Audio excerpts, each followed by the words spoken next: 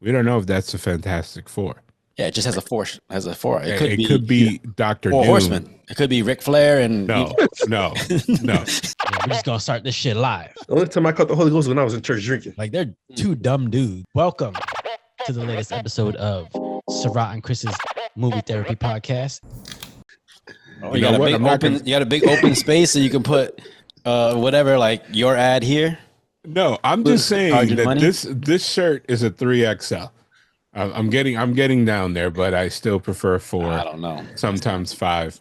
I'm just saying. How you go from it's a 3XL, but sometimes I wear 5XL? No, because I don't like, you know what I mean? I hate like we've had this discussion before, you know, in the stuff that we're into when you go to cons or any type of con, there's individuals that I don't know, either they don't feel it, but you see the bottom of their belly, for lack of a better term, like, just hanging out. That's not me. Might be one of us in this pod right now.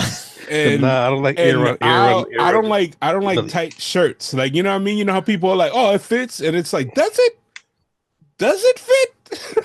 Like, that's never been me. But you know, like always, hey Chris, I appreciate you. We got it's the same thank one. you. Thank you for sending that shirt. He keeps sending me different. I don't know why. It's just the same shirt over and over again. One day you're gonna actually wear it, but he's just mad because when he wears it, it's gonna take up the whole screen. It's gonna be like an ad. No, when I wear it, I'm probably gonna get fired because somehow this is gonna be the one podcast that people watch. I highly but doubt I that. should wear this. Oh wow! All right, you about to? I should wear. What? You about to get it. You ain't even you from Brooklyn. They got their own team. What you talking about? What? No, I'm from Brooklyn from the 90s. That's why nobody from Brooklyn likes the Nets, dog. Never liked them. Get out of here. Knicks, baby. Hold on. I'm just gonna do this all. He's a all pod bandwagon. Yeah, I don't know how not all pod. Hey, bandwagon. I can show you. First of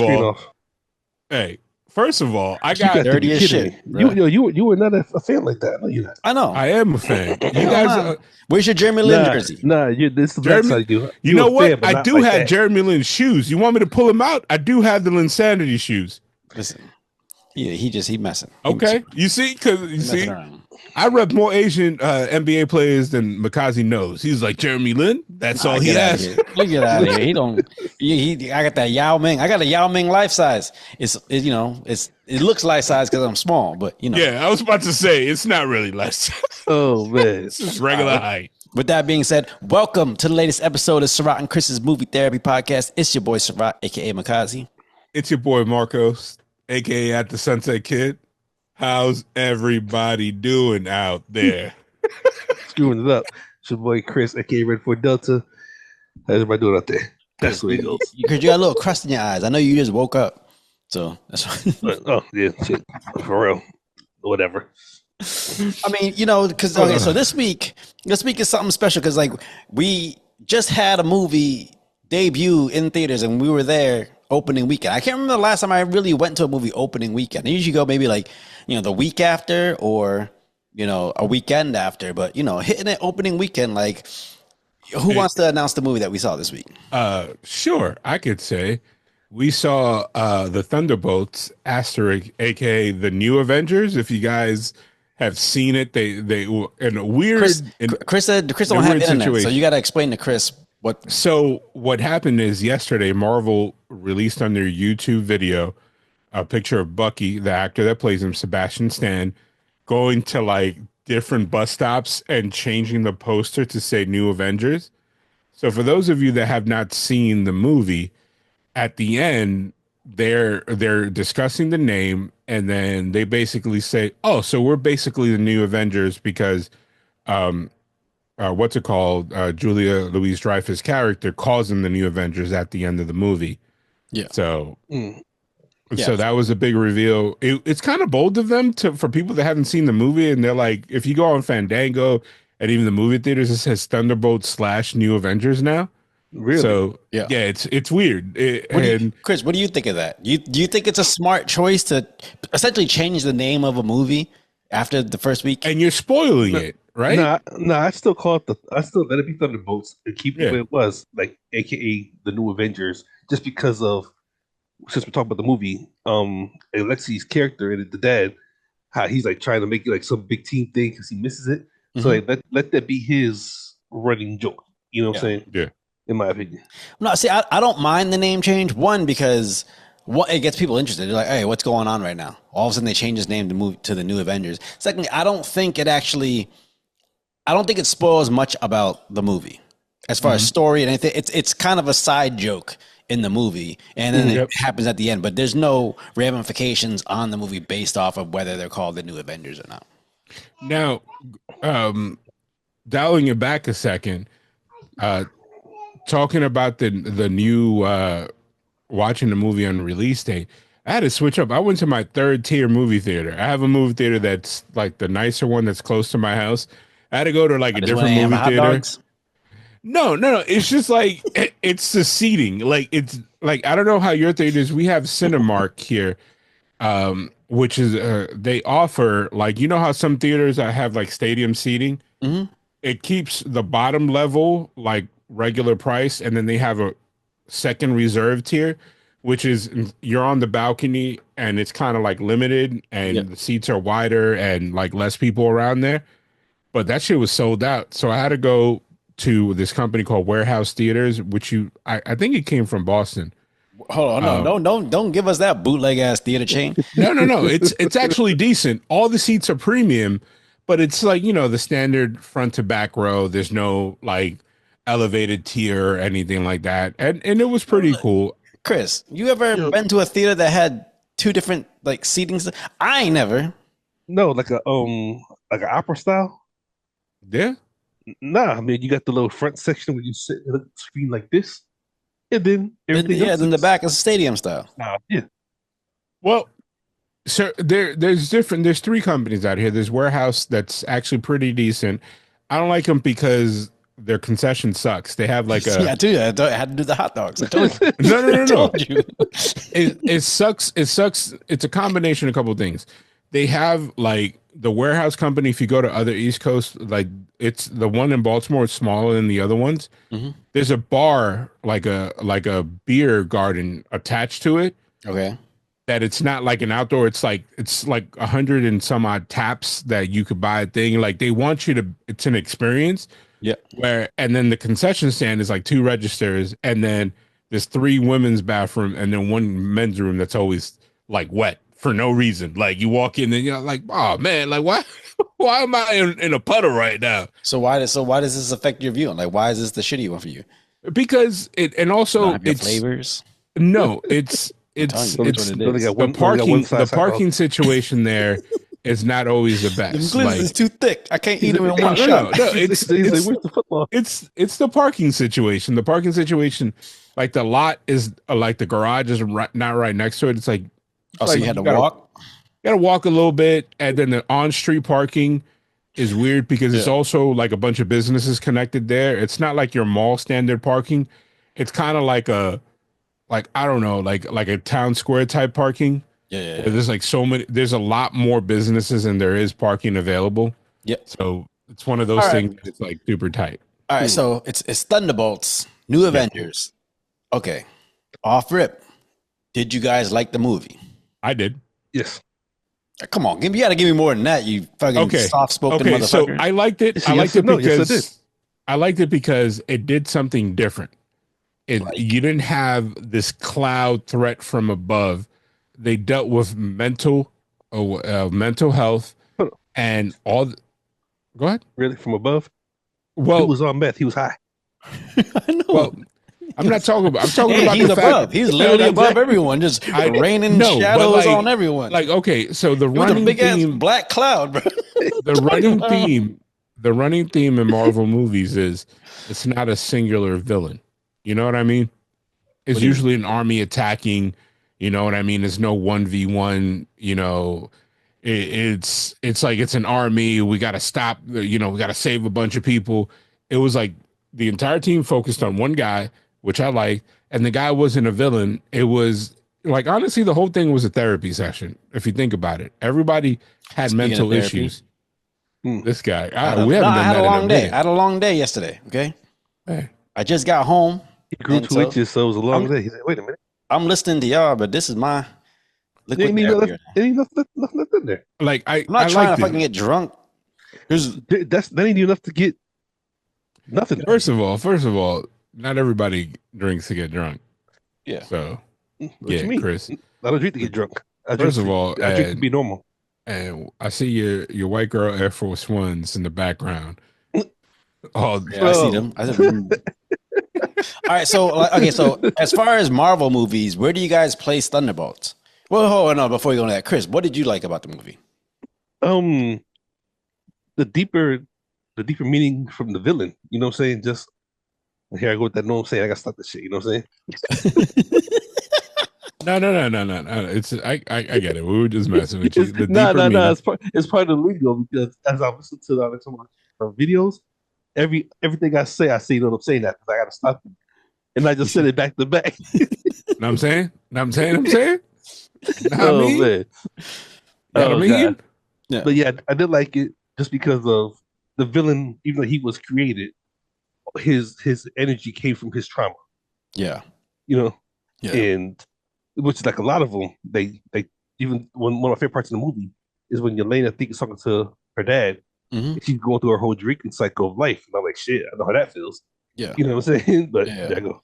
But Listen, I like this movie a lot too, and less to do with the villain and all that stuff, but just more because it dealt with like people's coping mechanisms and like, you know, the idea that just because you're a hero doesn't mean you ain't going through some shit. You know, some people that are devoting their entire life to trying to help people or trying to do like their job, and like it makes them almost live in like this little bubble to where like other people just can't understand, and then you feel like you're just, you know, you're by yourself, you're alone, and it's hard to deal with it. So like Yelena was just, you know, she got to the point where she was just pulling off fucking sky, like jumping off buildings and doing shit in a pair of sweatpants. Like that's at the point she was, you know. If you think about it, this is the perfect movie for our platform. What? Like, think of the name, you know, Sarat and Chris Movie Therapy Podcast. Because they showed Yelena's ass, and I was like, yeah, they she look was pretty looking good. thick. She was looking thick. First Even of all, every single character was flawed in a certain way. Like, I don't know if you picked up on it, even Bucky. Like Bucky, although Bucky was more ahead in the grieving process and therapy process, he was flawed as well.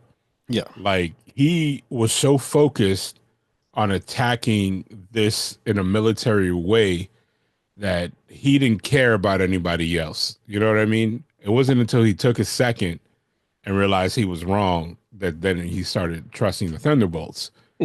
Like, and he also dismissed my guy from all those amazing TV shows, and I forgot his name. The other congressman, he was like, "Yeah, we got a juicy packet." The black dude. The black Yeah, and then we go like, he was like, "Nah, man, like you ain't doing nothing." He basically do you really think Bucky was just being dismissive? I kind of felt like he was looking at it like, hey, there's more to this than we know, and like not necessarily that nobody was taking him seriously, but like I think he saw a more of a potential threat than everyone else did. He basically, I think, and I do that a lot sometimes at work. It's like, yeah, you don't know what you're talking about. Like I know the better way to handle this. Yeah, and sometimes he wasn't necessarily wrong, but he was dismissive of who are essentially his colleagues or people that been there, and just because they never did anything before, he was like, no, you don't know what you're talking about. Like he wasn't trustworthy. He's like, I got to do it because I need to do it. Like, you know what I mean? That's why he went and stopped the military. He was like, it was basically like, everybody here is wrong except me. I mean, you look at his past too. You know, Yeah. he's God knows how old. You know, lost his only friend he had that even tried to protect him. He done killed half God knows how many people because he was under a spell. So, you know, he ain't really too proud of himself. And Sam was pissed at him toward the end of the movie. If you picked up on the dialogue, Sam? like, yeah, Sam Wilson. Was he pissed, or were they're not seeing eye to eye at the moment? Well, that's in the extra credit scenes. We'll get to that. Yeah, but it's kind of implied because if if Bucky really needed help, notice he didn't reach out to anybody. Like, he wanted to do all this on his own. Yeah, because Like, do you think he felt like he was atoning? He's got 100 years of fucking people up. Like he's trying to atone for all these mistakes that he made in his life. And I don't know. Part of me thinks that one of the reasons why he goes at it alone is because he doesn't want anyone going down for some shit he has to do. yeah. I'm sure Chris, you can speak on that. Well, yeah, that's part of my life. It's, like one thing I've always prided myself on is anytime I ever had to do some dirt or do something crazy, or whatever. Even if I had to use other people to get it done, I made sure whenever backdraft came, it all hit me. Yeah. And it sucks when it doesn't. Just saying.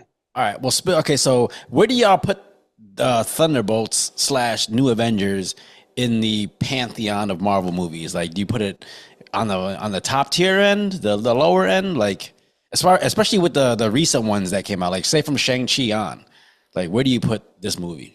Oh, it's definitely top tier. Like, Yeah, I believe it's top tier because they gave us something fresh. And it's an actual movie. Like, okay, I like to talk about movies like this, like comic book movies, in a certain aspect.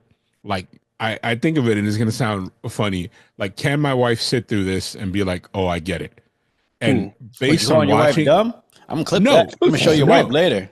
Watch No, to see that. it's- He don't think he don't think you can understand deep movies. first of all, my wife is probably smarter than me, so I'm just gonna put it out. He said probably. Yeah, probably. I mean, I know she's more highly educated than I am.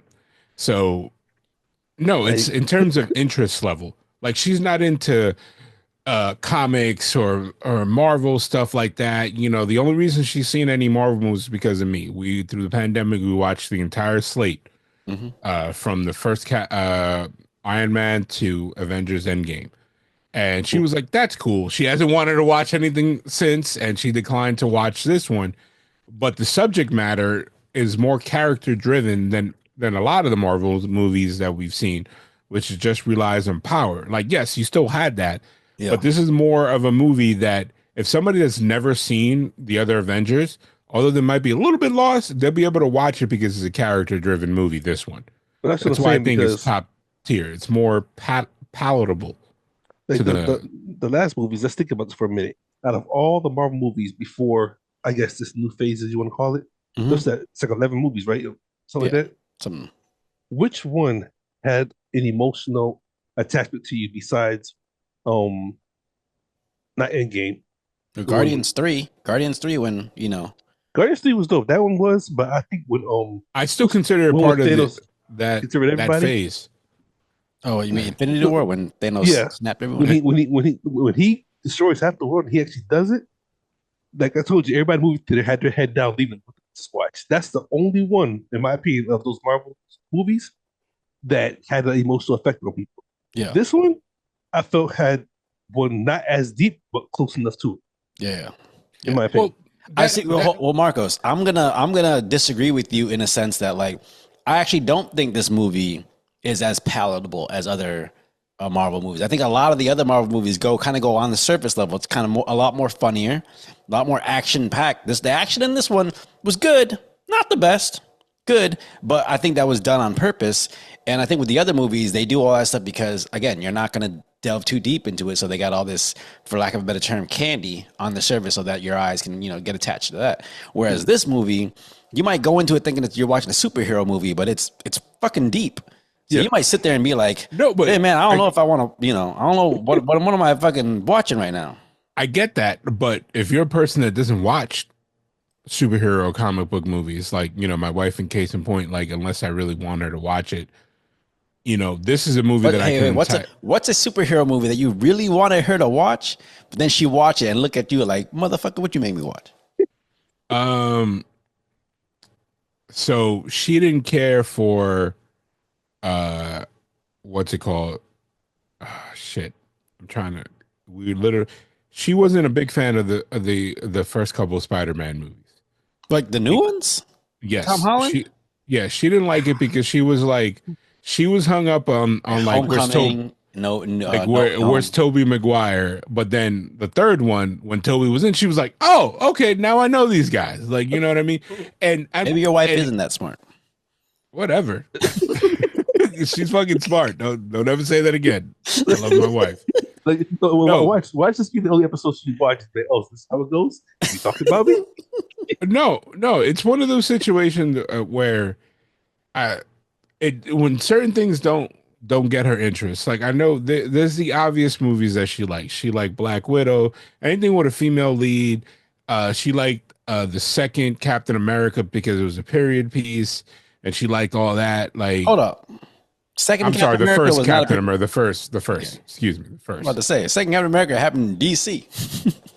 Yeah, so she likes things like that. She liked Miss Marvel because of the '90s references, and it was kind of like the introduction of the person. She didn't know who she was, but like if it's a movie that you have to know anything in the previous ones, and that's the whole reason why she said she's not interested. And she's like, I don't feel like watching 5 other movies to understand what's happening in this one. So I get that. I mean, because my wife's the same way. She like she watched it because of me. But even this one, she liked the fact that it was more thinking, not just regular action. Yeah. Versus the other ones, like I said, even they got like good stories. Out of all the beginning Marvel franchise, my favorite movie out of all those is Doctor Strange. Yeah. Just for the spiritual deep aspect of it. Mhm. And it was still action, and I didn't think it would be that good, but it had more story to it. See, people, whoever's listening and watching this right now, Chris didn't say Black Panther, so get him. Get him. she liked Black Panther. She liked Shang-Chi, but those were all origin movies. Okay, so Oh man. in this movie, I really liked it just off the basis of that. Like again, it showed people dealing with their actions. You know, and that's the thing. That's the one thing that like again happens in a lot of the Marvel movies where if you do have some, for lack of a better term, consequences to their actions, sometimes it's done in like a humorous way, so you don't really get the really like the emotion behind it because everybody's treating it like a joke.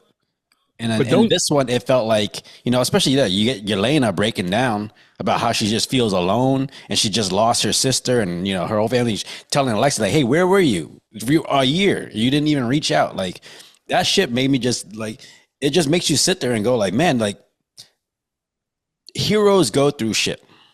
You know? But don't get me wrong, and I understand your point. You can only do this with certain characters. Why not? You couldn't. What's a character you couldn't do this with? Okay, so I get the idea that if you do it with certain characters, the audience might not like go like along if with you the story. like if the next Spider-Man movie is him moping around, people are not gonna like it. Yeah, but to me, it's not about people liking it. It's about like what's the mental state that the character is in that movie. Because if it's justified in the movie. To your point, they're gonna keep it as a surface. Like, okay, well, Deadpool and Wolverine. It was heavily implied, and we got some plot points where he was dealing with the grief of what happened with X-Men.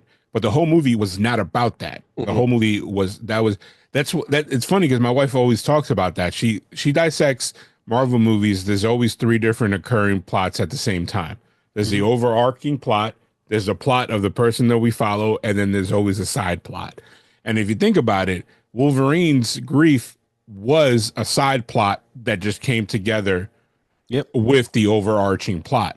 But, you know, the main thing was Deadpool's world needed to be saved. The overarching plot was they had to stop old girl from destroying all the multiverses. Yeah. So if you think about it, like this movie breaks that cycle.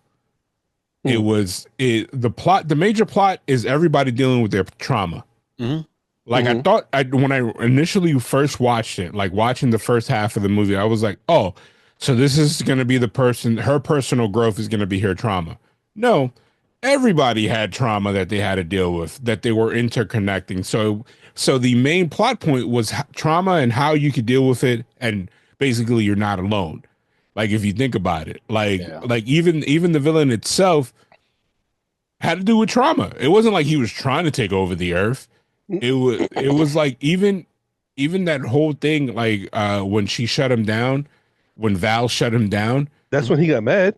He didn't even get mad. It was his brain that controls the emotions and him, the battle that he was having with the Void, Mhm. it just whatever defense he had, because she quote unquote killed him, the Void is like, oh, I have no defensive, I'm taking over. That's it. But see, I feel like that's why his character was so deep to me. Because how many people do you know, or even yourself? I can admit I've gone through it, where you're on that last edge, and you're doing everything you can to not turn to the other side, so to speak. Yeah. And then the last person, the last thing, whatever that you might have, turns on you, and you're like, "Well, shit! If you did, then fuck it all." Because everybody's So been doing this my whole life. I never thought you. so And I you know there's what I'm saying? different ways to interpret that. Like I took it like, okay, like think about this. Like the reason the Hulk is not hulking out is because somewhere in his mind and in his soul, or whatever you want to believe in his psyche, Bruce is always there. Hmm. But if Okay. the personality of Bruce, if somehow there was a way to kill Bruce, but the Hulk still lived, and like Bruce was brain dead, the Hulk would just be this mindless beast. That's how I took it.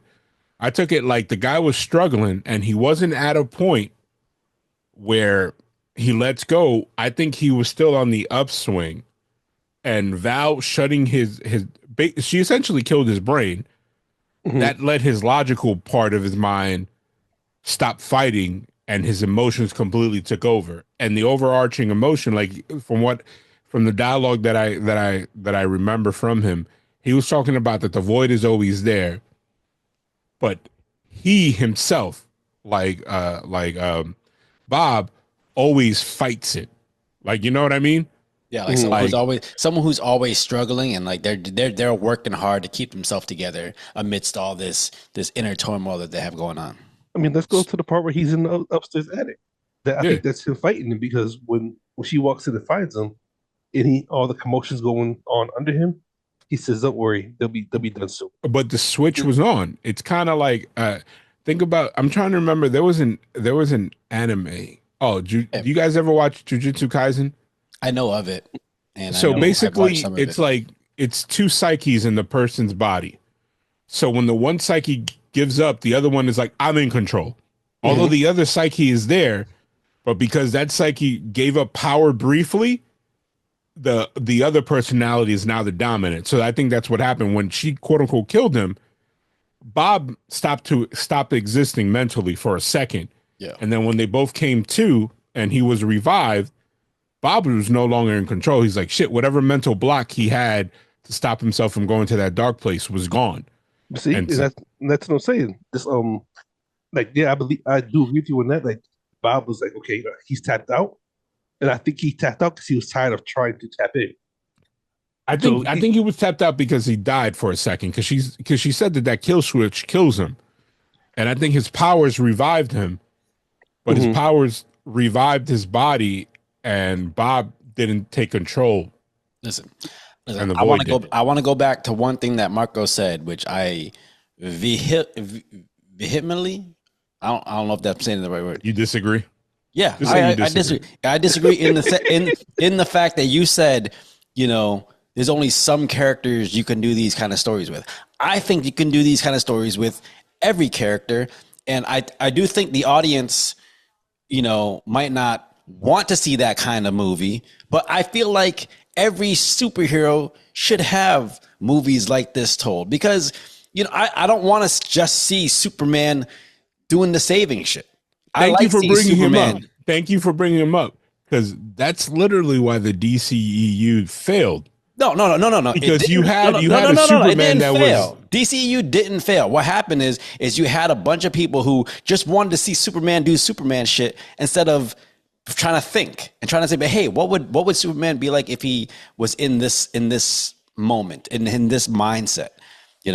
I don't like seeing just the X-Men going out and saving people and doing superhero shit. I want to see the X-Men deal with the whole like, hey, do we belong here? Like, Okay, so let me ask you this: how'd you feel about Invincible? I know you, the cartoon. yeah, Oh, I love that. I love that. and I with the love the character comic change. too. 'Cause, no, I mean, man was like saving the world, but he was like destroyed it. And when he got done, like, okay, yeah, I'm done with this. Yeah, but, But the thing is, I like that dichotomy of like, sometimes heroes aren't heroes, but then sometimes just because you're doing good doesn't mean you're happy about it. Doesn't mean you're happy in that moment. like so the reason I say that you can't do it with other characters, I'm talking about financially speaking, and in terms of how well the movie Man of is Steel made received. $700 million. I understand, Just because everybody wanted it to make $1 billion doesn't mean it's not successful. but then if you go into the second movie, double down on the trauma, just like Iron Man 3 doubled down on the trauma, which is the after effects of how the character is faced. Did you like Batman v Superman? I did. Okay, Chris. I did. I did. Yeah, I like it's one of my favorite superhero movies. Go on. Yeah, but you know, us quote unquote, I'm going to use a word that we haven't used on this podcast. Us nerds do. I don't know. Don't call me a the- nerd, bro. I'm I'm not a already nerd. Asian. I'm already Asian. Geeks. But call me a geek. geeks. Okay, I just like movies. people that like movie, but like the normal moviegoer was like, this I'm is just a black horrible. man that watch movies. Like you know what I mean? The normal people don't understand it because they're like, this is not the Superman. I've never watched a Superman cartoon, and Superman is like, oh, I had to kill somebody, and now I'm messed up in the head. Like, you know what I mean? Like they don't see that, and then you have Bruce. Okay, but what I'm saying, that doesn't make it bad. That doesn't mean you shouldn't do it. I think people need to just get off their servers and be like, I just want to go to the movies and escape for 2 hours and not think of anything bad. Man, fuck you. Like, let's watch this superhero go through some shit. Let's let him earn his stripes. So, like Batman, that's his entire thing. Batman is a dark one. Yeah. If you think about it, he's a Dark Knight. That's where you go. Like, you know what I mean? No, the reason Wonder Woman did well is because Wonder Woman was lighthearted. She had one tragedy, and it was again part 3, and people were like, that was horrible. When Trevor died. Yeah, her tragedy, she lost her man. He said lost part 3, her? though. I thought that was in the first one. No, that was one, Steve? No. She was sorry, Steve. When Okay, Steve died, the third one is when they talked about it, where she started seeing his ghost in somebody's body or whatever. Like it was, she was dealing with trauma. No, again, but like the idea of the idea that someone like Superman, who everybody just views as the Boy Scout, he's never sad. He's always happy to go, and like save a cat out of a tree and do whatever. But like, again, with Man of Steel and Batman v Superman, it treated him like, no, this is a kid that grew up in Kansas. At the end of the day, he grew up with human parents who the parents wanted the best for him. You might not agree with their methods, but all they did was try to protect their son. He's out here trying to do good, and the world is looking at him like, yeah, well, what makes him want to have to be the one that makes that call? How come he gets to go to the different country and do whatever he wants? How come I can't do that? Okay, but let me bring up a scenario for you. Remember first Avengers? And Captain America jumps on the car. He's like, I need men on 35th and swing this, that, whatever. And the cop's like, why? Listen to you.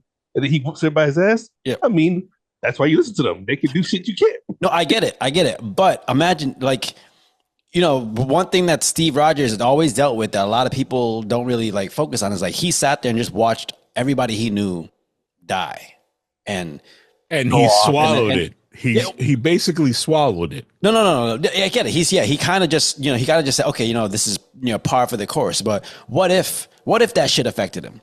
What if I'm 100 years old and everybody I knew is already dead, and my colleagues are their grandkids, and I still gotta go. Like, why not explore that? They kind of did. They did in the what's it called? Guys you to drink. In the Bucky one, in the not Winter Soldier. It was the Civil War, where he basically, the person that was wrong was Steve.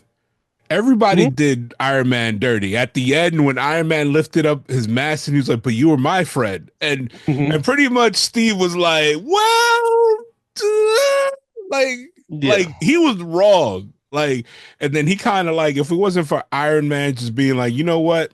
I'm going to put this the human race above this.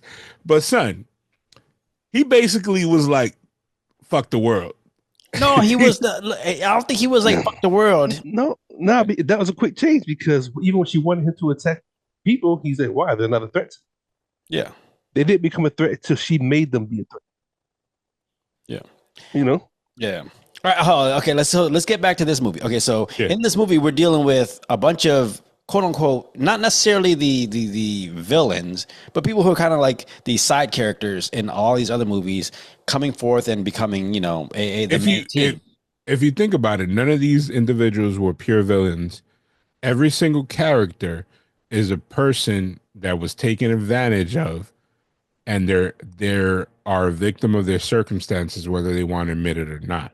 Do both of y'all, you both can answer, feel like there is an inherent hero in every person, or do you think some people are predisposed to being the piece of shit? I think predisposed. Everybody knows who I'm looking at on the screen right now. Who, Go ahead and me? get the answer. No, not you. I'm not looking. Come on. The only time you a piece of shit is when you in line at the buffet. Like, get out the way. Them First of crab all, legs I is don't, mine. I don't eat buffets. Oh, get First out of of here. all. Everybody eats Hold on, buffets. You seen No, that video I 'cause sent I you always yesterday about Mad feel- TV? What's that again? You seen that video I sent you about Mad TV? The skit Wizard of Oz? No, I gotta look at it. Oh, I must have you mark those in the buffet. Y'all get from here. Get out of I here, hate young. both of you. I hate both of you. This is my line, young blood. Oh man. No, but So- do you guys feel, because again, like you took all these kind of side characters and you put them at the forefront, and you kind of had to help. You wanted them to earn their right to be a hero. Maybe not their right, but their place as a hero. Right. I think the fact that they're human beings, I think they earn their right as a hero. And I think Bob earned his right because at the end, you know, they talked about it briefly in the post credit scene. He was talking about, I can't use my powers because of this. He realized, it only took him one time to realize that if he uses the powers, he becomes, you know, uncontrollable. Yeah.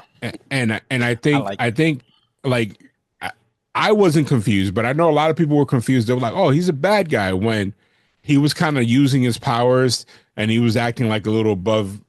When he had the conversation with Val, when he was like, "They're not a threat to me," I think he was feeling himself, but then it was also the void was taking over little by little, because even the grin that he had and everything, and then.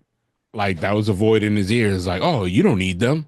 I got a different take on that though. That scene to me is really, really impactful. Just because he was Bob, you know, the body found in the warehouse where they're trying to kill each other. Yeah. And these same people saved him. Mm-hmm. You know, to the point where even him jumping up the truck trying to do something so he could get them away. Mm-hmm. He was like, okay, I'm doing something. I'm a part of something. Let me do something good for once in my life, because he lived so much trauma. Just to find out, okay, wait a minute, I got these powers, I can do this. Like I'm somebody now, and like I said, when she's like, "Well, take out these people," he's like, "I don't want to." They didn't try to take me out, so why should I? Do you think he was drunk on power during that time? Nah, I think after the switch, and the reason why I say that is because my own personal feelings. I'm gonna put it out there. Just when you know you've lived a certain way, or you tried to be a certain way, but for some odd reason, something always happens that causes you to take that left turn. And when you take that left turn, of course, it's a real, real big left turn. And everybody only remembers that left turn, but they forget all the right turn you took to get to that left turn. Yeah. You know what I'm saying? Mm-hmm. Just because you got tired of taking the right turn. So, my question to both of you guys is: do you think if she didn't have the kill switch, what would have Century done? I honestly think if she didn't have the kill switch, I think Bob would have been able to control the void. And it would have been kind of a Incredible Hulk kind of scenario where it's a constant tug and pull between the Void and Bob, and trying to be who's in control at the moment. But the Sentry in the comic, he's very cocky. But you're not. But we're not dealing with the comic right now. We're dealing with what the movie gave us. So do you think? I felt like when he said the line, "I am a god." God, you said it.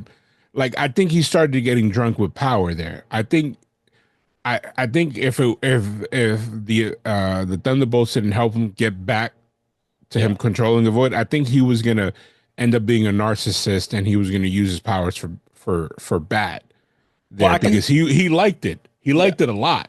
Okay, but let's go to a different move real quick. Black Adam. Mm-hmm. It wasn't he the same way?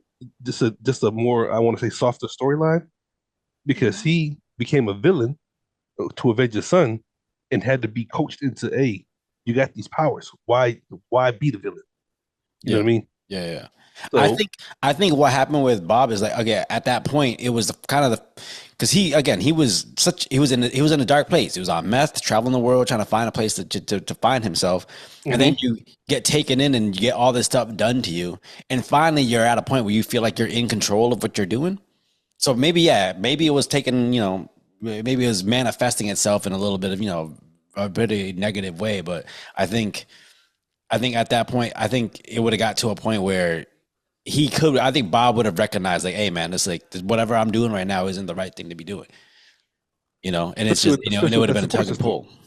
I mean, it would have been, but if that support system, all the delinquents was like, okay, wait a minute, we see what you can do, and you're obviously a whole lot stronger than the rest of us. Yeah. But if we could all be a unit, maybe we get you on our side. Yeah. Did y'all? Go ahead. And I also don't think he was trying to kill any of them, because even when he threw, I forgot who he threw out the window. He reached and what's grabbed his her. name? Fucking Red Guardian. Yeah, he grabbed him and threw him back in. He just wanted to stop them. Yeah. But let me ask y'all a question.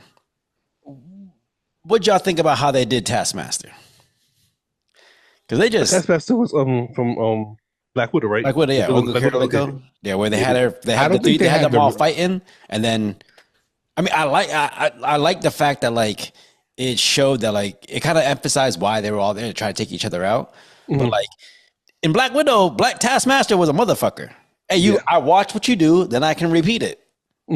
So I think the actress that played him, I don't think she came back. The actress that played her? Sorry. Yeah. Because they gender swapped Taskmaster. Yeah. It made sense with the story in Black Widow. It made sense. Yeah. So I don't think she came back for this movie. And if they had Taskmaster, Taskmaster, they would have had to have her remove her helmet. Yeah. And I don't think they had it. Do y'all like that? You ever did y'all see Snake Eyes? Yeah. The genuine.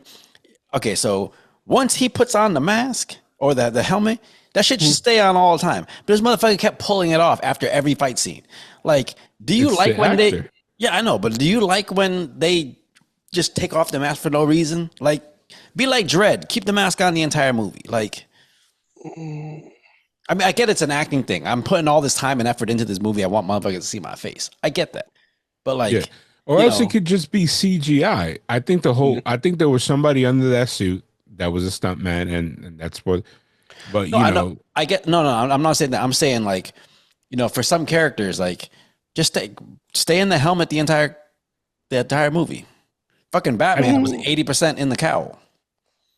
I mean, but you could tell that was Ben Affleck's chin. But everybody knows who Bruce Wayne is, though. It's like that's part of it, No, I get it. You know who Clark Kent is. I get it, but like, okay, so let's take someone like I'm trying to think of a superhero who has his mask on most of the time. I'm trying to think, like, it'll come to mind, but like, you got some superheroes that, like, that's why I use Snake Eyes, because in G.I. Joe he always has his helmet or his mask on, but in the movie he kept taking it off, and I'm just like, hey man, because in G.I. Joe, if you think about it, in the cartoons, nobody ever changes. Like, they never put on. No, but but in the movie Dredd with Carl Urban, he made it a point to keep the mask on the entire time, because that's Dredd. Like, be faithful to the character. You talking about the new version that came out? Yeah, not the old one. Right? No, the new one where they bit the raid. Okay, something like that, but it was nowhere near compared to it. Yeah, Slow mo was still a good movie though. Yeah. Did y'all have a favorite character in this movie? My favorite character was actually the Red Guardian. He was funny as hell. He made me laugh. That's why I liked him. No, and I also love the actor. He has a beard like me. Oh my god, this dude. No, he had a lot of depth behind his character, and he's a great freaking actor. Like, he literally was feeling everybody's emotions, but he like compartmentalized it. Like, I saw myself a lot in him because he kind of like he wasn't trying to burden Yelena with her problems. A lot of people are like, oh, he was front. No, he was just like, he knew that something was wrong with his daughter, So when he came in, he was trying to make it seem like everything was cool. Like, you know, he wasn't like, I'm sad too. You know what I mean? He was kind of like, hey, how can I help? Or like, hey, we should do that. Like, you know, he tried to like, hey, I need a gig. But if you think about it, he was upbeat the entire movie, even though he had some trauma. Even at the end, the whole thing, they played it for jokes, but he's like, you could tell he was a dude that was sad and he was happy to be. I mean, but let's look at this for a minute. And out of well, okay, you guys will have children, so maybe you will understand I this got a aspect. dog, so let's see if this. But if you're ever in a situation, not even just with children, just with people that you know, you gotta Hold on. We're not trying to say that being a parent and being a dog owner are the same thing. we've had this Put conversation. some respect on some dog dads, okay? Put some I'm respect. a dog dad, but I'm not gonna be like, hey man, Your I know what you're going your through. kid can talk back and communicate. I got to guess. Speaking of it, I can almost feel him at the top of my steps, like talking about me. Yeah. Oh man, but nah, I feel like his character Red Guardian, you kind of have to put a face on because if you're, I'm gonna just say the anchor of the family, so to speak. If they see you going down, then they make sure the ship's going down too. You know what I'm saying? Yeah. So no matter how bad the ship might be sinking, Dad's got to be Dad. You know what I mean? Let me figure this out. Yeah, no, I get that. So and also, if you think about it, his story was a lot more tragic than Yelena. His wife betrayed him. His daughter lost his daughter just like she lost her sister, and Yelena pretty much ran off. He didn't know how to parent, and his country left him for dead. Like he literally has nobody. Like, you know what I mean? Yelena at least interacted with. First of all, you're about nobody. This man started up his own business. He's got clients. You know, he leased a couple limos. He looked like he was doing good. No, but like, think about it. He said it. He said it to Bucky. Bucky, honestly, is the closest person that could be to his friend because they literally were made by the same people. Yeah. If you think about it, and then even Bucky kind of like slided him like we're not the same. Like my formula actually worked, my guy. Where's your arm? Yeah, like you know what I mean? Like, because a lot of people forget, like, yo, why Bucky do that? It was like he's a super soldier as well. Yeah, like you know what I mean? Yeah, and if you think about it, the Red Guardian, they toss him aside because of Bucky. Yeah, you know what I mean? Yeah. He was like that. You know, he's like Mark II, and then they were like, oh no, let's try again. Yeah, I mean, I'm gonna be cliched, but I resonate with Yelena. One, because she got that ass. You? Yeah. Well, you got that ass too? Is that what you Hell yeah. Squats. Shit. Oh, I don't know how hard I work. How hard I work to get that dump truck. No. My man is like, I got them booty shorts. Oh man, you over there playing Cisco? For all the people, I got them poom poom shorts. If you don't know that you ain't from the Northeast. But first of all, for today's generation, my Hoochie Daddy short game is gonna be crazy this year. I like little shorts, man, because I don't have the longest legs. I'm all torso, bro. I'm all torso. Johnny Bravo over there? No, it's just Baymax, bro. like, bro, if you think about it, like, if I use any shorts that are longer than 7 inches, like 9-inch shorts, they look like well, Maryland. You guys don't know about Maryland. Maryland, they used to wear a lot of these capri pants out here, and I was like, what is wrong with you guys? I wear capri pants all the time. I'm Asian. No, so I'm not talking rice field pants. I'm not wearing the rice field. Yeah, I'm not talking about like the trendy high water pants that you show a little bit of ankle. I'm talking about like sweatpants that are like capris. Like capris are used here, or I don't know if they're used as much. And I'm like, nah, man. Like, I wear them all the time. You wear leggings with corgi boxers over them. Yep, I'll do it again. And I'm you did wear shorts and leggings to Universal. Yeah, I'm almost certain. Yep, exactly. It's like I want to show my little shorts, but I'm cold. No, I resonated with Yelena just because you felt the emotion behind making the right decision. Because everybody acts like when you make the right decision, it's all fun and games. But you know, sometimes when you're making the right decision, that takes a toll on you. Like, hey man, I gotta turn the other cheek. Even though these motherfuckers like wronged me, I'm gonna make the right decision and turn the cheek. But then you're just sitting there in your house like, yo, like these motherfuckers fucking got the best of me, or you're dealing with that. Like, it's not always just because you make the decision that everybody perceives as being the bigger person in that situation doesn't mean it doesn't fucking like wear on you. And I think with her, she kind of saw that. Like, you kind of saw just like, okay, I'm this soldier who's doing whatever I can to like, I'm supposed to be doing what's right, but like it's wearing on me because I have nobody who can relate to it. The people I love are gone. My sister's gone. Everybody's like, no, it's just the idea that like, you guys know the saying, hey, your strongest friends, the ones that never ask for anything, like check on them because they're dealing with some shit too. And that's kind of what the feeling I got from her. I don't know if y'all agree with that. No, I definitely do. And I'm actually surprised that you actually identified with her. You know what I'm saying? Why?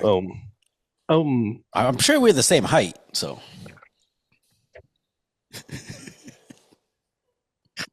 You see how he trying to Eminem us? No, I'm just saying. Like he tried to be like, I know what you guys gonna say, so I'm gonna say. No, I'm saying. Like, go ahead. I want to hear what Chris is gonna say. It's like, all right, nobody here's I'm Papa sure I agree down. with Chris too. So. well, before I go into the deep section I was about to win, I mean, and she is a white woman. I'll leave it at that. Yeah, we all got a preference.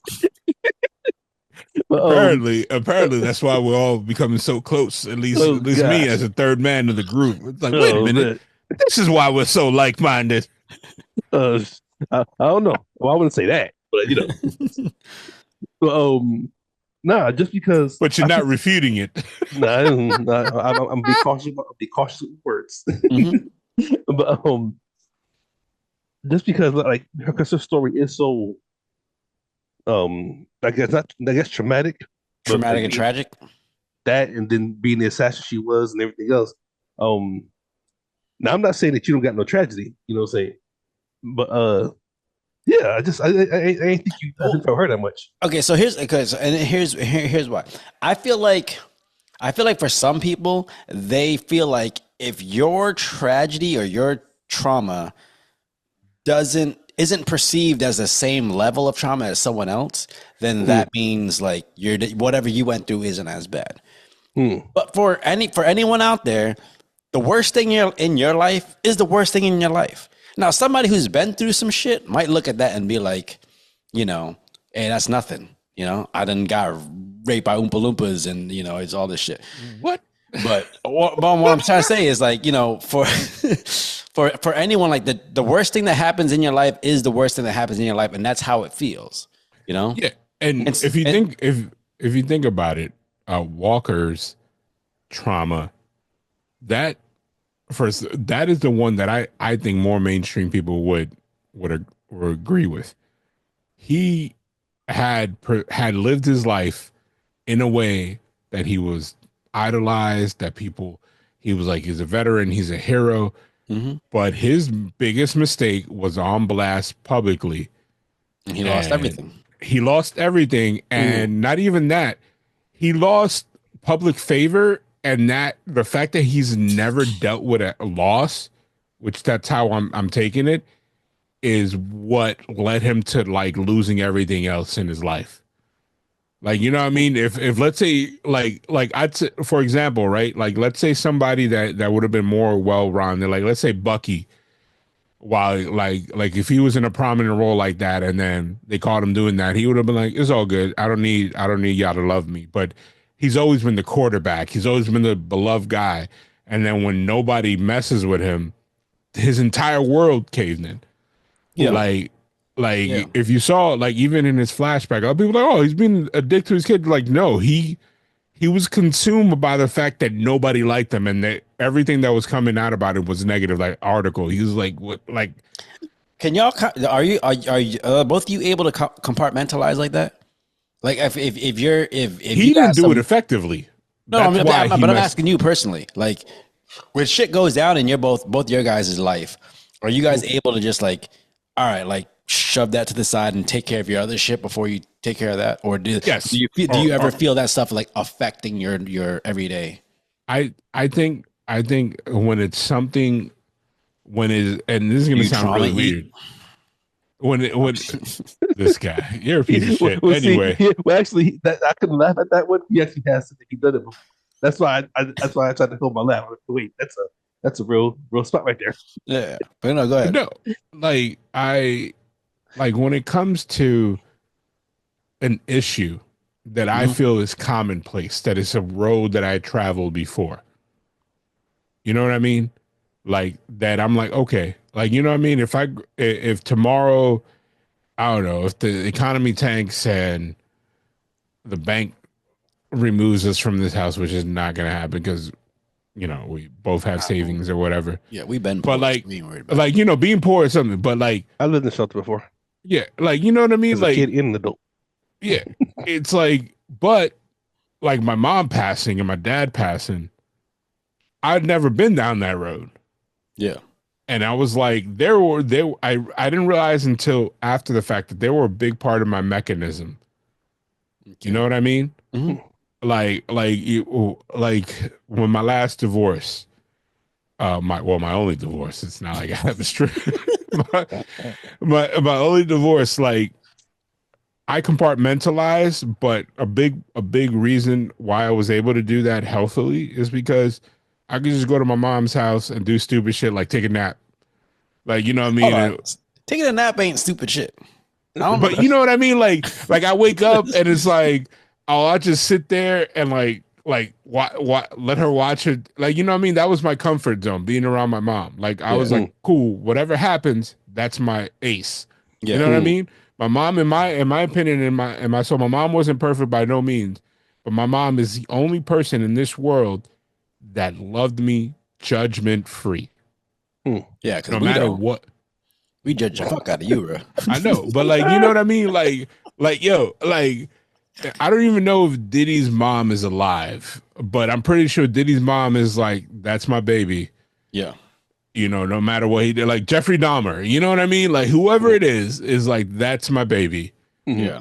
Like, you know what I mean? Like, judgment free. And my dad as well. Even though me and my dad weren't the closest, I know for a fact that when it came, and it's my mind is weird to quantify like real life shit. Like my mom and dad will not let me be out in the street. I understand not everybody's parental relationship is like that, but like that was my safety net. Yeah. You know what I mean? Like you know what I mean? If my mom had it, she got it. But let me be. My mom was never in a position to provide for me after an adult. Like, you know, I can't be like, yo, I need a new car. My mom is gonna be like, you know what? Come over and have a plate, or oh, you don't have a place to rest your head. You can stay with me no matter what situation it is. We'll work it out. Yeah. You know what I mean? Like, and that was something that when that happened, and like, of course, you know, the sadness and everything went away. I was like, shit, I lost my person. Yeah. Like, and I was trying to explain that to my wife. I was like, Lily, you love me and you love me unconditionally now.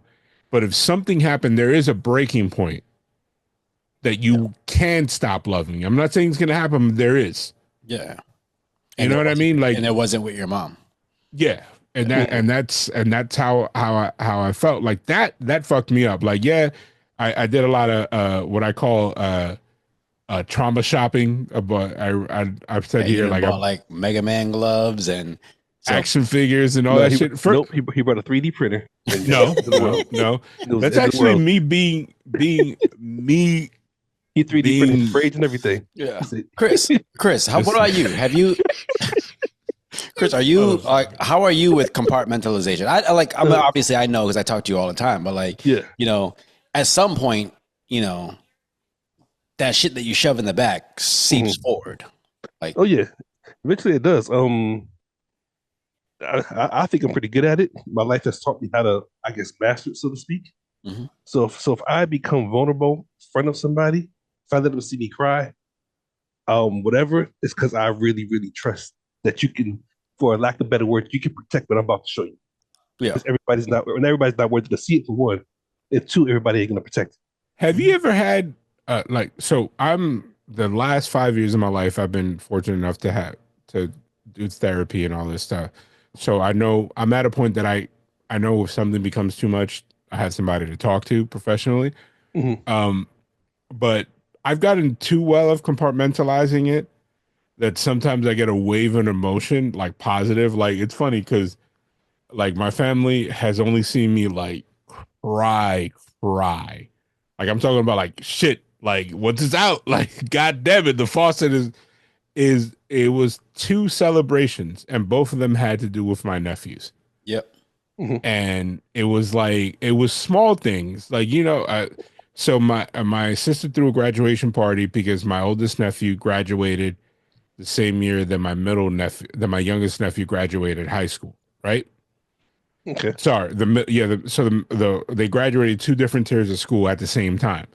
And then she's sitting there, they put together like a bunch of pictures, and then all of a sudden I saw pictures of that memories that I never remembered. But then as soon as I saw the image, they triggered like this happiness and kind of like shit. And then it was like complete waterworks. Yeah. And when my nephew's 21st birthday, again, we did this in Miami.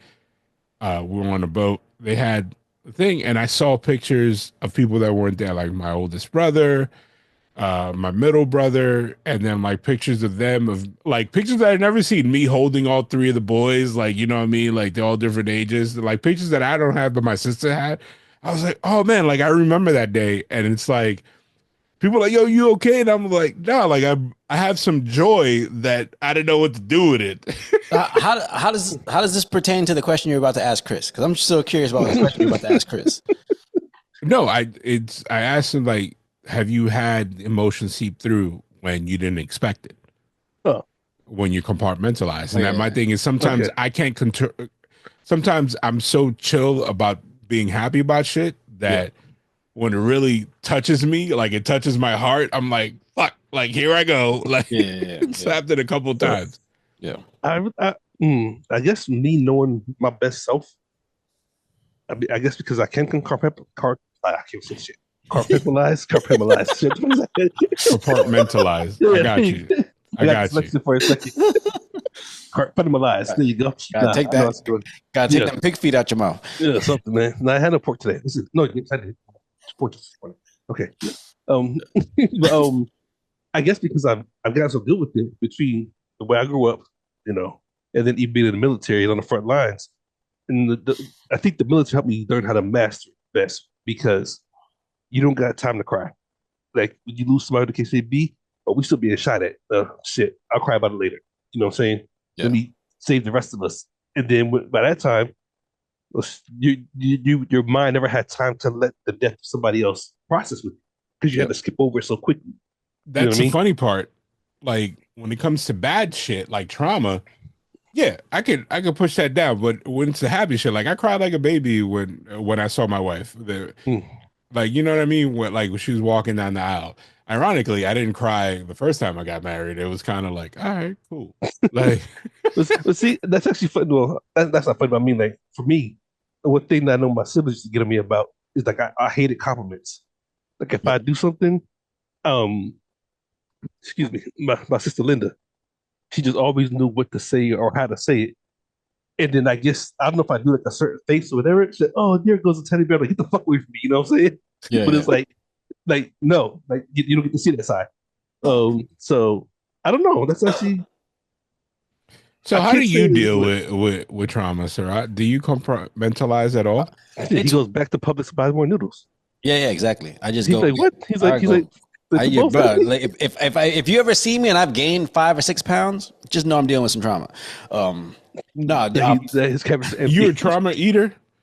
Ironically, not to say a trauma eater, but I will have a tendency to be like to lean into some cravings. Like I might not be I'm as a trauma eater too. Yeah. You know the irony. I'm a trauma sleeper. I'm a trauma sleeper. No, for me it's like I don't know. I've always taken solace in the idea that like if I made a decision, I made a decision for a reason. So I got to be okay with it. Whatever comes with it, comes with it. But like there are moments, again, after I went through my divorce, there were moments where I sat there and I'm just like, you sit there and you play through scenarios in your head, things that happen, and you ask yourself, did you react the right way? Did you act accordingly? Did things go the way you wanted them to go? And it's not necessarily a thing where I go and act out based off of it. It's just kind of all right, take stock in the way you approach things before, and if you're happy with the way you approach things, not necessarily with the outcome of it, but if you're happy with the way you approached it, then the outcome is just something you just got to deal with. I know this sounds so probably weak, but when I get into those mind frames in myself, where I'm like, did I do the right thing? Did I say the right thing? Should I have done this? I always go back to the Matrix, the second one, or in the elevator, Yep. and I repeat that line. Yep, did everything you're supposed to do. You're just alive. I tell myself that line, and I keep going. Yeah. I don't even let myself think about it no more. Yeah, because sometimes it's like, again, I think sometimes people they think about the moments in their brain where they've made certain decisions where they might not be happy with it, but they got to realize that, like, the lessons and the things that come with those those choices might cause much more growth than if you had made the decision that was had the outcome that you might have wanted in that moment. So it's just being like, just understanding that these outcomes aren't necessarily gonna tear you down and break things up. It's just gonna, if you learn from them, they can make you better. So I feel like that's how I deal with shit. But sometimes I'll cry watching Bridge of Terabithia and be like, oh shit, I'm dealing with some shit. Like, what I end up doing is, like, I'll sleep a lot. Yeah, That's the funniest thing. 3D printed sword. The hibernation over here. Like literally, my wife will be like, "You been in bed all day?" And I'm like, "Yeah." She's like, last summer, like, she's like, but I wouldn't talk about it. She's like, "Just tell me how I can help." And I'm like, like, that annoys me when people are like, "You can't help." Like, no, I mean, I don't know. Like, me and my wife talk about this. It's like, I can't help what I don't know. Yeah. You know what I mean, I'll agree to that. So, hey, man, you can't expect me to understand some shit you're not telling me. Yeah. And I'm always clear. I never have expectations of people. Yeah. But like, I'm very clear. Like, hey, you know what? I'll be like, I need some space. Like, it has nothing to do with the person. It's just like, I just like you said, it was funny. I like to hibernate. Like, I have my dog in the bed with me. Like, you know what I mean? Just that dog must look, every time you roll over, that dog must be like, avalanche, and just go run. No, he's a little shit. He likes to oh god. He likes to, like, try to get under me, and it's like, bro, what are you doing? Or like, he'll drop himself in an area that he has no space, and he'll wiggle himself in. Yeah. And then you think he's chilling, but then he'll start like elbowing you, pushing you with his paw, and it's like, bro, like, I was already here. He's like, nah, dog, like, I need a little bit more room here. And it's like, and then he'll get mad at you if you get up. If, like, you move, he'll be like, what's going on? Like, I thought this was cool. I was fine with this. All right. So before we get to the end of the episode, we got to talk about the end credit scene and what it is. All right.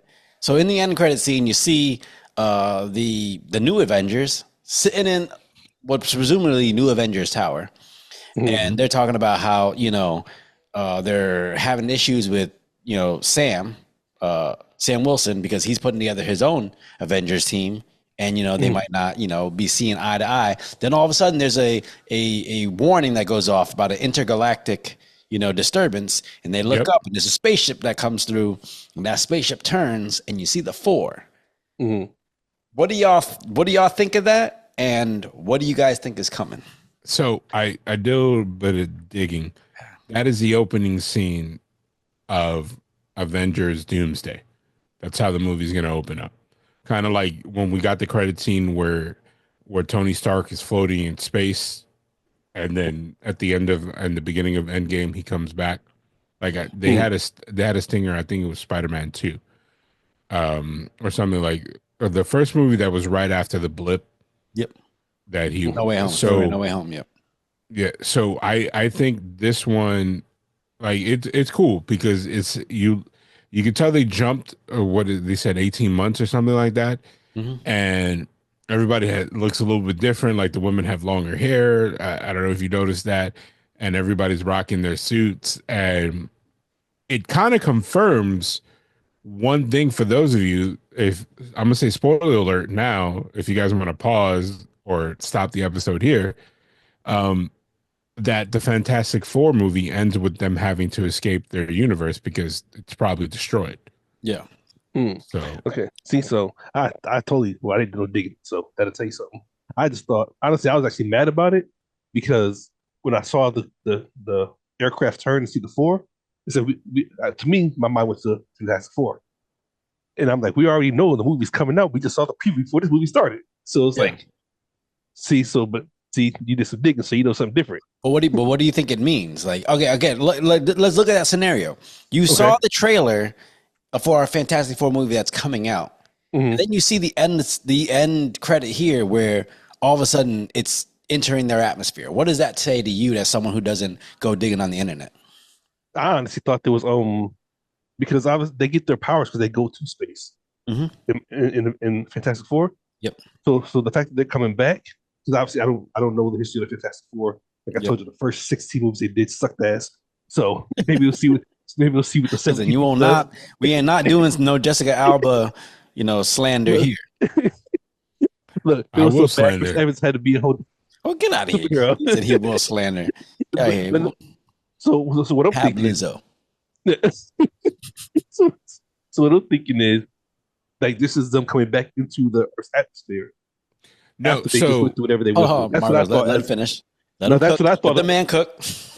No, that's what I thought as just a regular viewer. You know what I'm saying? Yeah. Like, this is them coming back into Earth because we know that they're going out there.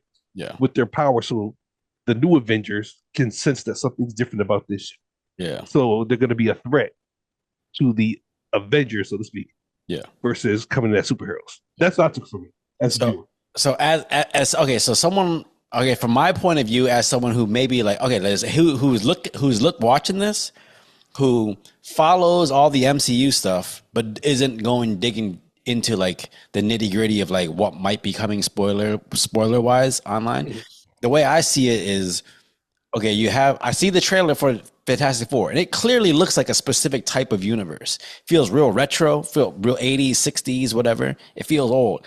And then now you see this ship entering into this world where it looks, the way it looks. It's gritty, kind of more modern. So for me, it looks like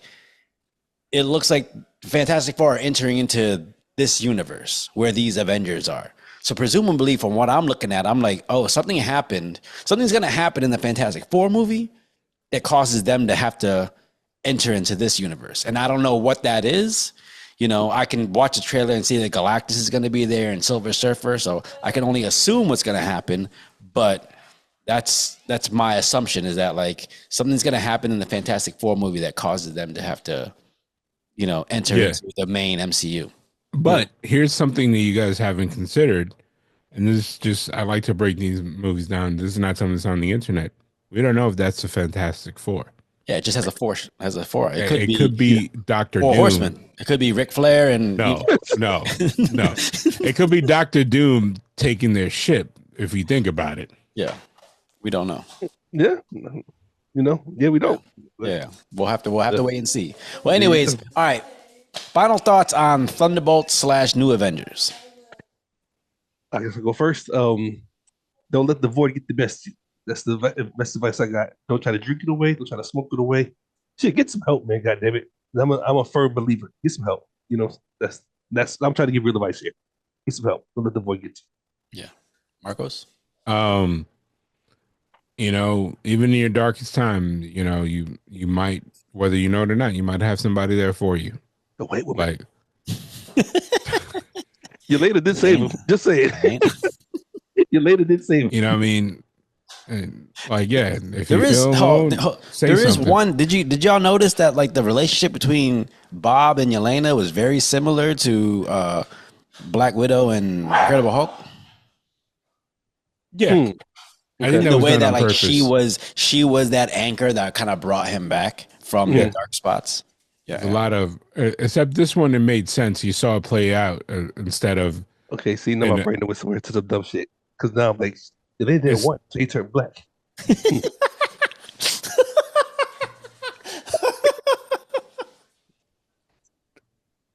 She was like, "I'm But going." you know, I'm going to one get of my nigga.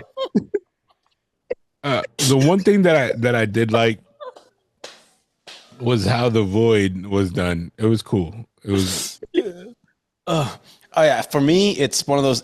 I think my takeaway is like, hey, like just because you make a good choice or just because you make the heroic choice, doesn't mean that everything's gonna be okay. Like you got to understand that every choice, no matter what, has a consequence. It has things you might have to deal with in the long run. So just understand that no matter what choices you make, good, bad, wrong, right, like they do come with things that are gonna hit you inside that you might have to deal with. So just understand that. Well, all right. Well, that's the latest episode of Sarat and Chris's Movie Therapy Podcast. Once again, it is your boy Sarat, aka Makazi. it's your boy Marcos, aka at the Sunset Kid. And your boy Chris Brown, aka Red Fort Delta. Get out there. All right, that's this week's episode. Next week we'll come back with something. I think we're probably gonna do something that's not in theaters. We've been in the theaters last couple weeks. We got to get back to our bread and butter, those in deep streaming movies. Yeah, for Let's real. find something. Whose turn is it? Is it mine? I think it was. It is your turn because this was technically Chris's movie. No, I changed it. The account. I was supposed to. He changed it for the accountant, and I think Thunderbolts is just something that we were like, hey, like we need to go see that. Yeah, right, so it's your turn. Yeah, I got something on deck. All right, I'll let y'all know about it. All right, cool. All right, man. Catch y'all later. Yeah. I'm a warrior.